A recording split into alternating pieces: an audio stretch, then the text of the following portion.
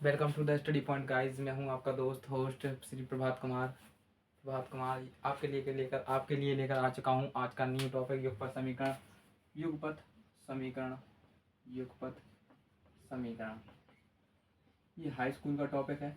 ये कक्षा UP board class 10 का टॉपिक है। इसमें 3 प्रकार की विधियाँ आती हैं। पहली विधि जो आपकी मैं बताने जा रहा हूँ वो है विलोपन विधि।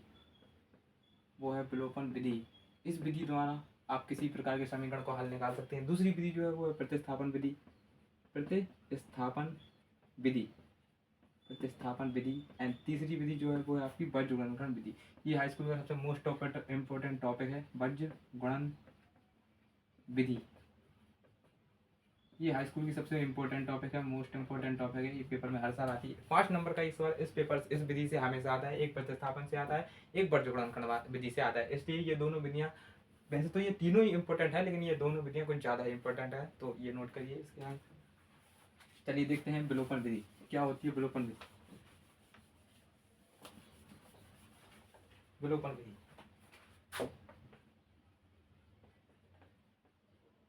विलोपन विधि आज का न्यू टॉपिक है विलोपन विधि। ये जैसा कि ऐसा लिखा है, मैं आपके सामने एक सवाल लिख रहा हूँ। विलोपन विधि का पहला सवाल, यानी x plus y is equal to 2 and x minus y is equal to 2। ये हो गया क्वेश्चन नंबर फर्स्ट एंड ये हो गया क्वेश्चन नंबर सेकंड। देखिए, इनको सॉल्व करने का एक बहुत ही आसान तरीका है कि आपको चिन्ह याद होना चाहिए कि माइनस प्लस क्या होता है, प्लस माइनस क्या होता है। चिन्ह इसके लिए बहुत मोस्ट इंपॉर्टेंट है, इसलिए मैं लिख देता हूँ साइड में रफ काम में चिन्ह लिख देता हूँ कि चिन्ह क्या होता है। जो प्लस इंटू प्लस होता है वो प्लस होता, प्लस इंटू माइनस होता है वो माइनस होता, एंड माइनस इंटू प्लस होता है वो भी माइनस ही होता है, लेकिन चिन्ह बड़ी संख्या का आता है। एंड माइनस इंटू माइनस होता है वो प्लस होता है, लेकिन चिन्ह बड़ी संख्या का आता है। ठीक है, वो लिखे सर चिन्ह है, सिंबल्स ये हो गए आपके सिंबल्स। चलिए देखते हैं कि x plus y is equal to and x minus y is equal to 2। ये सवाल आपके सामने दिया है, तो अपन समीकरण 2 तो लिखेंगे कि समीकरण 1 तथा 2 को हल करने समीकरण 1 तथा 2 को हल करने पर, ठीक है, x plus y is equal to 2 and x minus y is equal to 2। देखिए गाइस, अब इसमें क्या है, चिन्ह चेंज नहीं होंगे। क्यों नहीं होंगे? कि प्लस माइनस होता है और प्लस माइनस माइनस होता है। मैंने लिखा है कि प्लस माइनस माइनस होता है, जिस सामने आपके सामने लिखा है कि प्लस माइनस माइनस होता है। तो प्लस माइनस माइनस यानी ये कट जाएंगे, तो plus minus minus by cancel. ये भी प्लस है एंड ये भी प्लस है, तो x और x 2x एंड 2 भी प्लस है, ये 2 भी प्लस है, 2 2 4, तो x is equal to 4, 2x is equal to 4, तो x इजकल टू 4/2, यानी x की वैल्यू आ गई हमारे पास 2। x की वैल्यू आ गई हमारे पास 2। अब x का मान समीकरण 1 में रखने पर, x का मान समीकरण 1 में रखने पर, यानी x plus y is equal to 2। हमारे पास जो x की वैल्यू है वो प्रतिस्थापित कर देंगे x प्लस वाई में। x plus y is equal to 2, तो 2 प्लस वाई इजकल टू 2 एंड y 2, ये प्लस का है, ये प्लस का सट जाएगा, ये माइनस का हो जाएगा, तो y इजकल टू 0। ये हमारे पास y की वैल्यू आ गई। अब हम करते हैं उत्तर की जाँच। क्या होती है उत्तर की जाँच? देखते हैं उत्तर की जाँच क्या होती है। उत्तर की जाँच का मतलब है कि जो आपकी x और y की जो वैल्यू आई है, अगर उसको उत्तर की जाँच करेंगे तो दोनों side, left hand side and right hand side, बराबर मान आना चाहिए। ये आपकी उत्तर की जाँच होती है। उत्तर की जाँच से आपको ये समझ में आ जाएगी। तो x प्लस वाई, ठीक है, देखते हैं x plus y is equal to 2। x की वैल्यू अपने पास 2 आई है और y की अपने पास 0 आई है। 2 में अपन 0 जोड़ेंगे तो 2 ही आएगा, 2 इजकल टू 2, यानी left hand side and right hand side आपके दोनों इक्वल है। ठीक है, उम्मीद है आप लोगों को समझ में आ गया होगा। ठीक है, चलो आगे बढ़ते हैं।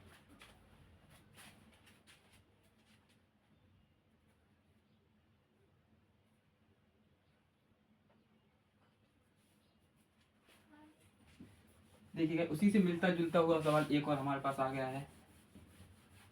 हाई स्कूल का ये सबसे मोस्ट इम्पोर्टेंट टॉपिक है, इसको आपको पढ़ना ही पड़ेगा। ये इसमें से 5 से 10 नंबर का आपको पूरा मिलता है पेपर में। आपको कहीं से भी मिल जाएगा, बज्रगुणनखंड से, प्रतिस्थापन से या विलोपन से 5 से 10 नंबर का आपको इसमें मिल जाएगा कहीं से भी। चलिए गाइस देखते हैं। अपने पास हमारे पास जो दूसरा सवाल आया है वो है अपने पास x plus 3y is equal to 4 and 2x plus 5y is equal to 3। ये सवाल आपके पास आया है। अब इस वाले सवाल में क्या करते हैं कि आपके पास कुछ भी सेम नहीं है। सबसे मेन चीज, सबसे पहले ये देखते हैं कि आपके पास कुछ भी सेम नहीं है, तो आपको समीकरण नंबर 1 या समीकरण नंबर 2 में से कुछ भी चीज यानी x या y को सेम करना पड़ेगा। बिना सेम किए आप इसको हल नहीं कर सकते।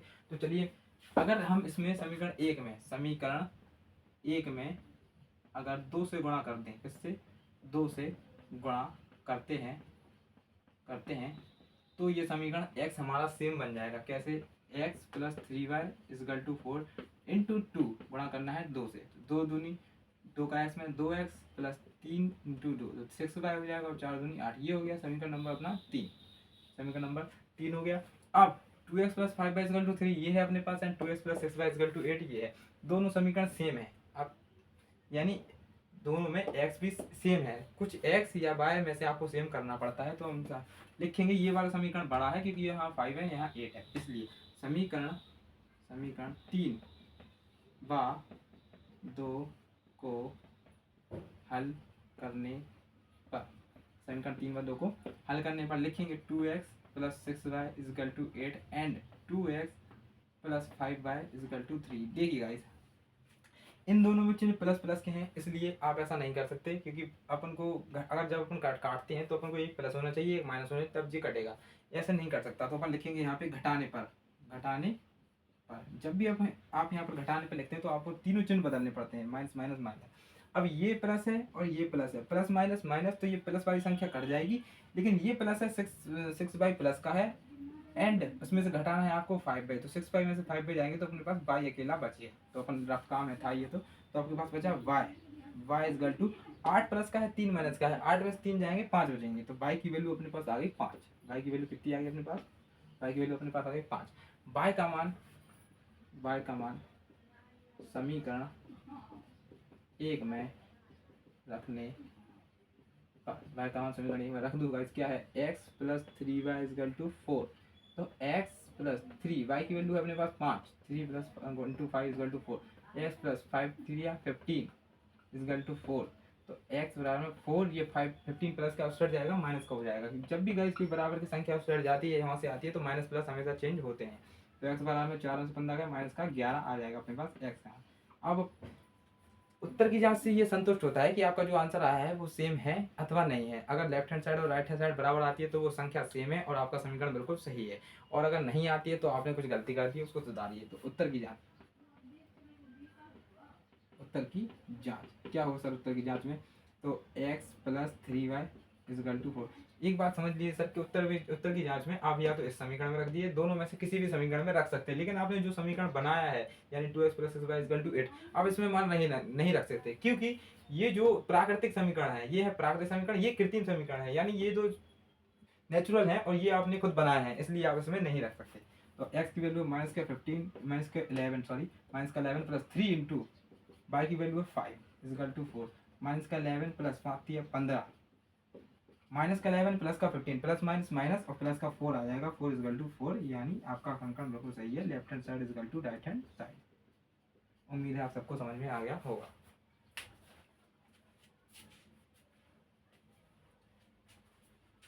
चलिए गाइस आगे पढ़ते हैं तीसरे समीकरण पे।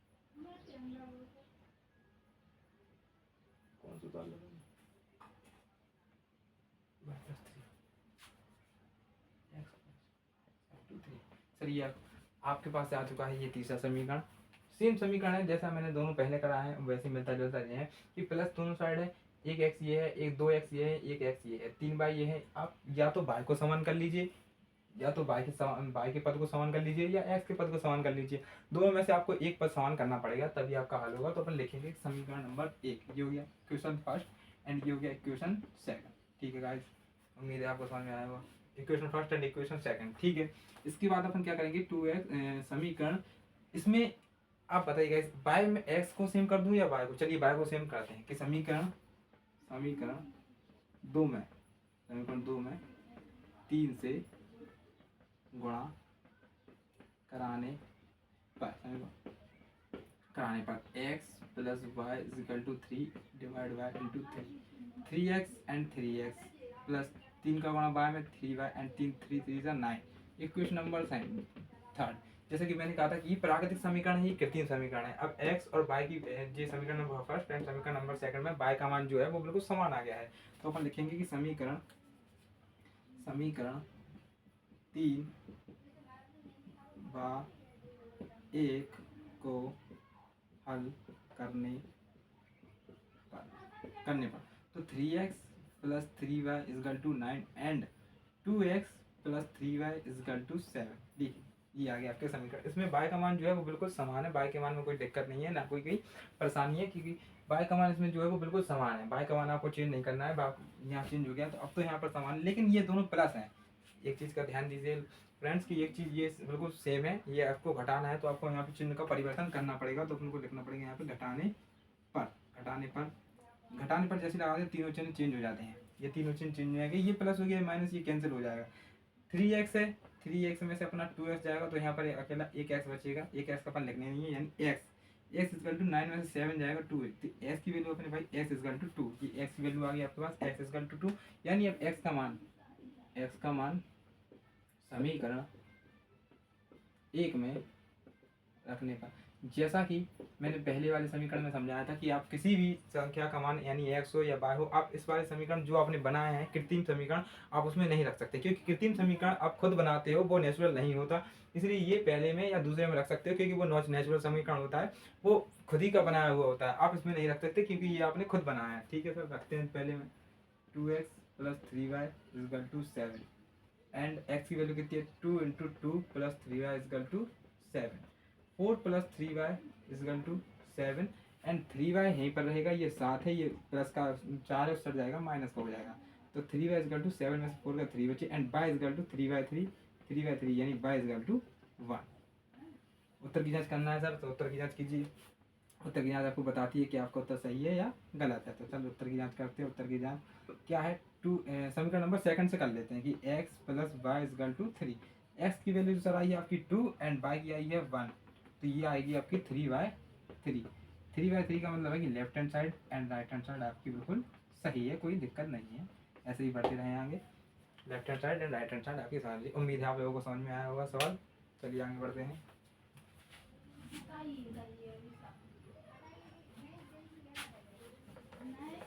अगला सवाल करते हैं सर।